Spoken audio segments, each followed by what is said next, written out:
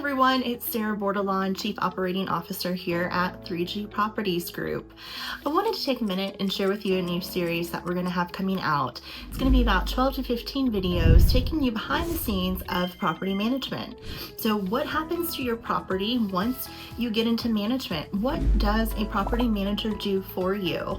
And I want to share with you guys the number one thing that a property manager does is look out for your risk and liability. So if you're meeting with other management companies out there and they don't mention that, that's a big red flag. So remember, risk and liability is our number one job when managing your property. Now, with that comes a whole other slew of other things that we do for you. So we want to share onboarding process, how we find a tenant for you, what happens after a tenant moves in, what does the maintenance process look like, and then you come up for renewal.